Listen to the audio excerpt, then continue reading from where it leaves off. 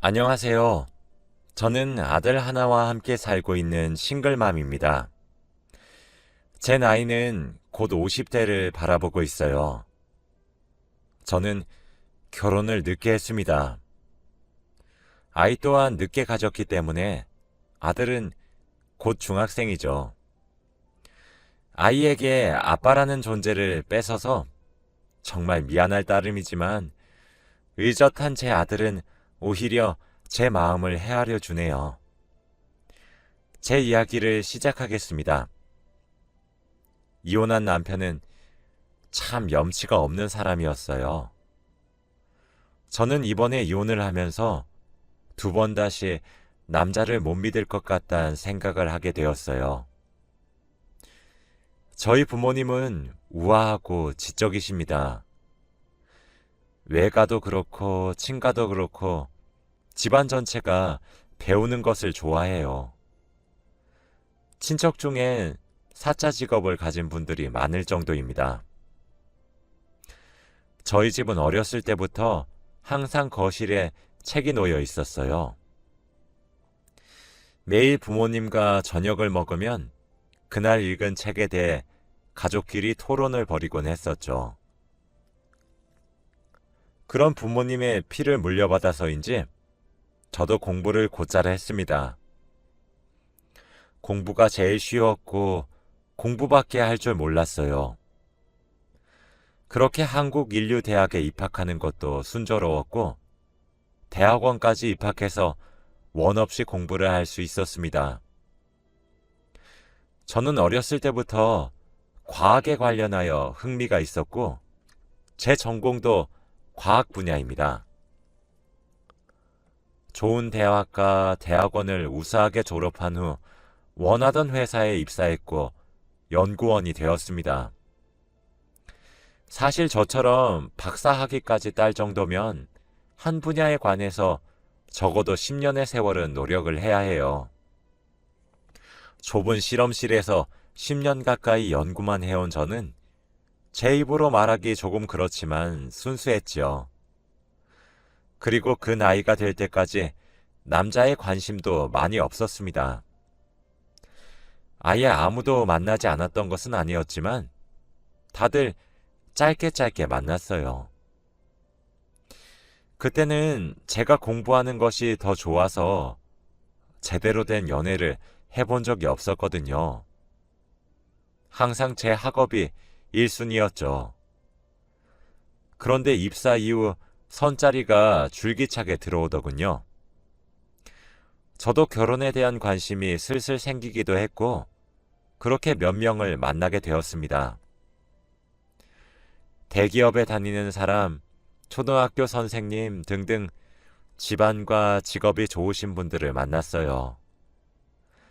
그런데 매번 만나면 차를 마시고 좋은 곳에 가서 밥을 먹고 또는 영화를 보거나 산책을 하고 매번 같은 패턴이었죠. 솔직히 너무 지루했어요. 드라마 같은 것을 보면 운명적인 상대가 있다고 하던데 전 사랑이 다 그런 건 줄로만 알았거든요. 순진했죠. 소극적인 남자는 저도 소극적이라서 싫었고 그렇다고 적극적으로 대시하는 사람들은 부담스러워서 싫었어요. 나는 연애랑 안 맞구나. 이런 생각이 자연스럽게 들 수밖에 없었습니다. 그렇게 원하지 않은 비혼주의가 되었어요. 하루는 다른 지역에서 열린 세미나에 참석을 하게 되었어요. 조금 먼 지방까지 가야 했죠. 그런데 숙소로 잡아준 호텔이 생각보다 괜찮은 곳이더라고요. 세미나가 끝나고 잠만 자기엔 아까워서 라운지에 가서 혼자 와인을 마셨어요. 분위기도 취했고 유리창으로 보이는 야경이 정말 멋있었죠. 그런데 그때 한 남자가 제게 말을 걸더군요. 혼자 오셨어요? 라고 말이죠. 그런 경험이 처음이라 화들짝 놀라며 저보고 하시는 말씀인가요? 라고 되물었어요. 아, 네. 라며 호쾌하게 웃는 미남이 한 분 서 계시더라고요. 저는, 어, 네, 혼자 왔는데 왜 그러세요? 라고 얼떨떨해하며 물었습니다. 그분은 그럼 같이 앉아서 한잔 해도 될까요? 라며 제 옆자리에 앉더라고요. 솔직히 정말 당황스러웠어요. 그런 경험은 머리털 나고 처음 해보니까요. 그렇게 얼떨결에 하게 된 합석은 제가 생각했던 것보다 로맨틱했고 즐거웠습니다. 이때까지 선을 통해 만났던 남자들과의 대화는 다들 본인 자랑만 하다가 끝나거나 과시하다가 끝나서 정말 지루하고 재미가 없었는데 이 남자는 그들과 다르더라고요. 적절하게 유머러스한 농담도 던졌고 대화의 흐름이 끊어지지 않았어요. 이성과 대화하는 게 이렇게 재밌는 일인 줄 그때 처음 알았죠. 사업가였던 그 남자는 출장차 내려온 지방에서 절 마주치고 이상형이라 말을 걸었다고 합니다. 그리고 그날은 모든 일이 잘 풀려서 기분이 좋았던 날이었고 제 옆에 앉아 있었던 남자 또한 근사했어요. 로망 가득했던 제가 사랑에 빠지기 딱 좋은 조건을 두루 갖춘 상황이었죠. 결국 저는 다음날 침대에서 눈을 뜨고 정신을 차렸어요. 진짜 내가 어제 미쳤었나? 잠시 돌았었나? 하며 살금살금 방을 빠져나가 제 방으로 돌아가려고 했어요. 조심스럽게 움직였는데도 제 인기척이 느껴졌는지 절 향해 사랑의 말을 넌지시 건네더라고요. 그렇게 전 남편과 만나게 되었습니다. 불꽃 같은 사랑은 그렇게 시작되었죠. 일이고 나발이고 다 뒷전이고 남편 하나만 바라보았습니다. 둘 다 나이가 조금 있었던 터라 1년 정도 연애를 하니 양가에서 결혼 얘기를 누가 먼저랄 것도 없이 꺼내시더군요. 그렇게 양가의 축복 속에서 저는 사랑하는 사람과 결혼식을 올렸죠. 신혼생활 내내 행복했습니다. 무엇보다 남편은 제가 일하는 모습을 무척 존중을 해주었어요. 제가 가지고 있는 직업에 대한 프라이드, 열정 모두 좋아해 주었죠. 제 생애 가장 행복한 시절이었습니다. 우린 늦은 나이에 결혼했지만 조급하게 살지 않기로 했어요. 그렇게 천천히 아이를 가졌습니다. 그렇게 눈에 넣어도 아프지 않을 제 아들이 태어났어요. 하지만 그 행복은 제가 예상치도 못했던 순간에 산산조각으로 깨졌죠. 전 결국 작년에 남편과 이혼을 하게 되었거든요. 제가 이혼하게 된 이야기에 대해 말씀드릴게요. 그날은 제게 앞으로 벌어질 일을 하늘이 미리 알려줬던 것인지 하늘에 구멍이 뚫린 것 마냥 비가 미친 듯이 내렸던 어느 가을 날이었습니다. 결혼한 지 10년이 넘어가니 불꽃처럼 튀는 사랑의 형태는 점점 연탄불처럼 은근한 사랑으로 변해갔어요. 여전히 서로를 존중하고 사랑하고 아끼는 것은 변함이 없었죠. 그런데 그날 제 휴대폰으로 이상한 문자 한 통이 오더라고요. 발신자 번호가 없는 문자였죠. 그런데 그 문자에 첨부된 사진엔 어떤 남자의 뒷모습이 찍혀 있었습니다. 익숙한 뒷모습이었죠. 제가 10년 넘게 살을 부비고 살았던 제 남편의 모습이 확실했어요. 그런데 문제는 사진 속 남편은 제가 아닌 다른 사람의 손을 꼭 잡고 있었어요. 믿기지가 않더라고요. 결혼 생활이 10년이 넘도록 전 남편을 단 한 번도 의심해 본 적이 없습니다. 남편은 정말 완벽한 사람이었거든요. 자기 관리도 철저했고 일도 열심히 했어요. 그렇다고 해서 가정에 소홀했던 것도 아니에요. 늘 아들과 저를 1순위로 두고 매번 시간을 보내려고 정말 노력했거든요. 그래서 처음엔 그 사진을 받고 나서도 믿지 않았어요. 그런데 며칠 뒤 그와 비슷한 사진이 또 제 휴대폰으로 오더군요. 며칠 간격으로 주기적으로 발신자 번호가 적혀져 있지 않은 문자가 오기 시작했죠. 처음엔 남편을 믿었어요. 아닐 거라고 생각했고 고약한 놈이 남편을 괴롭히려고 한다고 생각하려고 했어요.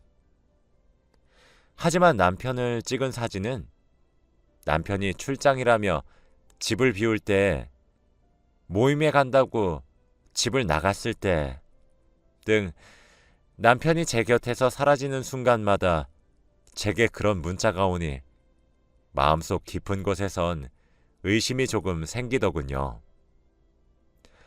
남편에겐 내색하지 않으려고 노력했습니다. 그러던 어느 날 드디어 제게 발신 번호를 숨긴 전화 한 통이 걸려왔어요. 전 그걸 보자마자 제게 사진을 찍어 보낸 주인공일 거라고 확신하고 서둘러 전화를 받았죠. 예상했던 거랑 달리 상대방 목소리는 여자였습니다. 여보세요? 라는 제 말에 제가 보낸 사진들 다 보셨나요? 라고 대꾸하더군요. 당신 대체 누구야? 누군데 남의 남편 뒤를 쫓아다니고 이상한 사진을 찍어서 이간질이냐고! 라는 제 큰 소리에도 당신 진짜 아무것도 모르고 있군요. 라며 침착하게 대응하더군요. 그 여자는 이번 주 토요일 지하철역 근처에 있는 카페로 오후 2시까지 나오세요. 그때 모든 것을 다 말해줄게요. 라며 자기 할 말만 하고 전화를 뚝 끊더군요. 이쯤 되니 제 촉이 이건 보통 일이 아니라고 말하는 것 같았어요. 오매불망 토요일만 기다렸습니다. 약속한 날이 다가왔어요. 저는 그래도 나름 차려입고 약속 장소로 향했습니다. 카페에 도착하니 딱 봐도 수상한 기운이 모락모락 나는 어떤 여자 한 명이 앉아서 제게 손을 흔들더군요. 저는 비장한 표정으로 그 여자 앞에 섰어요.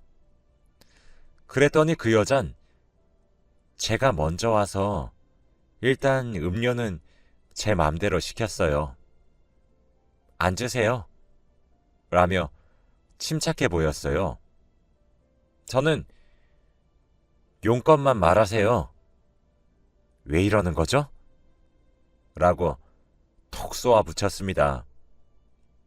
그런데 그 이후 저는 톡 쏘아 붙이기는커녕 아무런 말도 할 수 없을 정도로 커다란 충격을 받게 되었어요. 그 여자는 제 이름을 먼저 알고 있더군요. 연희 씨, 일단 이런 식으로 불러내서 죄송해요. 그런데 제 오지랖일지 몰라도 연희 씨도 알아야 할 것 같아서 이렇게 불렀습니다. 전 몇 달 전에 이혼했어요. 연희 씨 남편 때문에 말이죠.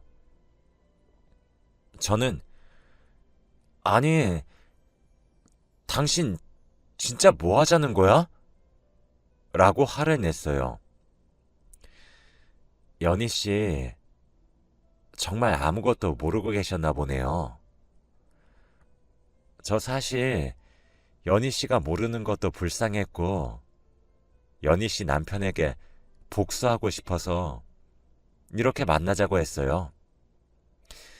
연희 씨는 몰랐겠지만, 그쪽 남편, 남성과 여성 모두에게 이끌림을 느끼는 사람입니다. 라고 하더군요. 저는 정말 너무 놀라서 입이 떡 벌어졌어요. 이봐요. 지금 아이도 낳고 잘 살고 있는 가정 파탄 내려고 작정했어요? 말이 되는 소리를 하세요. 라며 따졌죠. 그 여자는 커피를 호롱 마시더니 네, 지금 화나시고 제가 원망스러운 거 모두 이해합니다. 믿기지 않으실 걸 알아요. 저는 제 남편이 그쪽 남편과 바람이 나서 이혼했어요. 믿지 못하실 것 같아 챙겨왔는데 한번 보시겠어요? 라며 가방에서 서류 봉투를 하나 꺼내서 제게 내밀더군요. 저는 다급히 서류를 꺼내어 읽기 시작했어요. 서류를 읽고 있는 제게 그 여자는 저 그쪽 남편에게 위자료 소송도 했고 위자료도 받았어요. 당연히 이혼 소송에서 저는 승소했고요. 그 여자가 내민 서류는 정말이었어요. 그 여자가 법정에서 사용한 증거 사진들, 통화 내역, 문자 내역 등등 그 서류에 나와 있는 사람은 분명 제 남편이었죠. 순간 욱하고 헛구역질이 올라왔어요. 전 체면을 차릴 것도 없이 화장실로 달려가 빈속을 개원했지요. 눈물이 줄줄 흐르더군요. 그 여자는 화장실까지 따라와 제 등을 토닥토닥 쳐주며 제 속이 진정되길 묵묵히 기다려 주었습니다. 전 부축을 받으며 다시 자리로 돌아왔고 자세히 이야기해달라고 했어요. 그 여자는 자기 남편이 언젠가부터 수상했다고 하며 이야기를 시작했죠. 그래서 바람을 피고 있다고 확신했는데 아무리 뒤져도 여자를 만나는 흔적이 없었다고 합니다. 결국 직접 미행을 하게 되었는데 제 남편과 손을 잡고 우스한 골목길로 들어갔다고 하더군요. 처음엔 두 눈을 의심했지만 바람난 상대가 여자가 아니라 남자라고 하니 모든 것이 딱딱 들어맞았다고 해요. 저희 남편은 사업가다 보니 위자료로 몇천 나온 걸로는 타격조차 받지 않는 듯한 모습에 분했고 그렇게 절 찾아왔다고 하더군요. 전화번호는 저희 집 앞에 놓여진 택배 상자에서 보고 몰래 적어와서 전화를 걸었던 것이라고 미안하다고 하더군요. 그리고 저보고 빨리 상황 파악을 하고 이혼 준비할 때 증거 사진이 필요하면 도와주겠다고 하고 자리를 뜨더군요. 제게 연락처 하나만 남기고 말이죠. 정말 뭐가 지나간 건지 모르겠고 머릿속이 너무 혼란스러웠어요. 일단 집으로 돌아와 침대에 누워 있었습니다. 아무것도 모르는 아들은 아프냐며 곁을 맴돌더군요. 시간이 지나자 남편이 집으로 돌아왔어요. 기운 없어 보이는 제 모습에 남편은 여느 때와 다름없이 다정하게 제게 다가와 걱정을 하더군요. 역겨웠습니다. 그날 밤 남편이 잠에 들기 기다렸어요. 전 사실 남편의 휴대폰을 한 번도 본 적이 없습니다. 의심한 적이 없었으니 당연한 이야기겠지만요. 남편의 휴대폰은 그야말로 판도라의 상자였어요. 사진첩에 들어가니 정말 차마 입에 담기 힘든 사진들과 동영상에 그 여자의 말이 맞더군요. 남편은 남성에게도 끌림을 느끼는 사람이었어요. 여자도 만나고 남자도 만났더군요. 남편의 메신저 내용 또한 추잡스럽기 그지없었습니다. 어떻게 저렇게 점잖은 얼굴로 이런 막장 같은 짓거리를 하고 있는지 최근에 만나고 있는 여자와 남자를 헤아려 보니 무려 8명이더군요. 제 눈에 보이는 모든 증거를 모두 제 휴대폰으로 촬영했어요. 그러고 생각해보니 휴대폰도 이 지경인데 블랙박스도 한번 봐야겠더라고요. 남편은 본인 명의의 자동차가 3대가 있어요. 그 새벽에 지하주차장을 헤매며 3대의 자동차 블랙박스를 모두 확인했습니다. 2주 정도의 기록만 있었지만 3대의 자동차에서 골고루 증거물들이 나오더군요. 여자 남자 가릴 것 없이 말이죠. 그날 제 마음이 얼마나 찢어졌는지 모릅니다. 배신감은 이루 말할 수 없었고 정말 죽여버리고 싶더군요. 차라리 여자 한 명과 바람을 폈던 거길 바랬어요. 그럼 용서할 수 있을 것 같았거든요. 제가 조금만 더 관심 있거나 의심을 했다면 언제든지 알 수 있을 정도로 숨기지도 않고 있더군요. 그동안 몰랐던 제가 오히려 한심했습니다. 저는 블랙박스 안의 영상들 모두 제 메일로 보냈어요. 그리고 집으로 조용히 올라와 자고 있는 아들을 깨웠습니다. 아들은 칭얼거렸지만 곧 일어났어요. 저는 옷을 챙겨 입히며 조용히 하라고 말을 한 뒤 바로 간단히 짐을 꾸려 친정으로 갔어요. 새벽에 초인종을 누르는 제 모습에 부모님은 놀라며 나오셨어요. 부모님이 나이가 많으셔서 진실을 말하는 것이 참 고민이 되었습니다. 혹 충격을 받으셔서 쓰러지시게 될까 싶었거든요. 고민 끝에 아들 먼저 방에 들여보내 재운 뒤 부모님께 충격받지 마시라고 하고 제게 일어났던 일들을 말했습니다. 어머니는 충격에 아무 말도 못하셨고 아버진 노발대발 화가 나셨어요. 그렇게 짧은 이틀의 시간 동안 전 그동안 몰랐던 불편한 진실을 알게 되었고 곧바로 변호사를 선임했습니다. 남편에게 빗발치듯 연락이 쏟아졌지만 일체 받지 않았고 변호사 통해서 이야기하자고만 했어요. 정말 기가 차고 어이가 없었던 것은 만나고 있었던 8명의 여자와 남자들 전부 유부남 또는 유부녀였단 사실이었고 그들 모두가 불륜을 저지르고 있다는 사실을 인지한 채 짐승처럼 놀았다는 사실이었습니다. 상간자 소송까지 가세했어요. 그러고 제게 먼저 연락해줬던 여자분께 전화를 걸었습니다. 저 김현희입니다. 덕분에 이혼 소송합니다. 알려줘서 고마워요. 라고 했더니 미안해요. 라고 하며 전화를 끊더군요.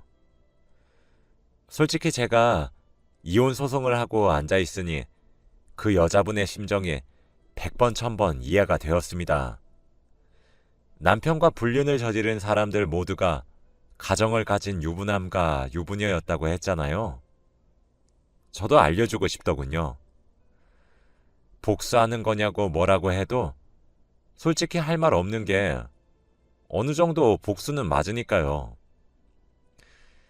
8명의 상간자 소송을 진행하면서 그들의 가정에 핵폭탄을 하나씩 두었습니다. 그래도 이성이었던 사이에서는 일반적인 불륜이었지만 동성이었던 사이에선 저처럼 풍비박산이 났겠죠. 그렇게 전 어마어마한 위자료와 합의금을 받았고 양육권과 함께 이혼 소송에 승소했습니다. 아직 아이에게 완벽한 진실을 알려주진 못했어요. 차마 너희 아빠가 알고 보니 이 여자, 저 남자 다 건들고 다녔던 못된 놈이었다고 말 못하겠더군요. 하지만 은연중에 남편의 잘못으로 저희가 떨어져서 산다는 것을 알고 있는 눈치인지 잘 받아들이는 듯 했습니다. 아이에게 아빠의 자리를 빼앗은 건 정말 미안하지만 그런 아빠라면 차라리 없는 게 좋을 것 같기도 해요. 남편은 그 이후로 가끔씩 제게 연락을 해오고 있습니다. 아무래도 저희 사이에 아이가 있다 보니 참 이혼이란 게 깔끔하게 끝나지는 않네요. 저는 아마 2번 다시 남자를 믿지 못할 것 같아요. 이제서야 모든 소송이 끝났고 저와 아들의 일상이 조금 안정을 되찾았습니다. 이런 이야기를 참 어디 가서 할 수 없어 이렇게 하소연을 하게 되었네요. 제 긴 하소연을 들어주셔서 감사합니다. 저도 언젠가 이 상처를 딛고 일어나서 다시 행복하게 살 수 있을까요? 부디 제가 잘 극복하길 응원해 주세요. 긴 글 읽어주셔서 감사합니다.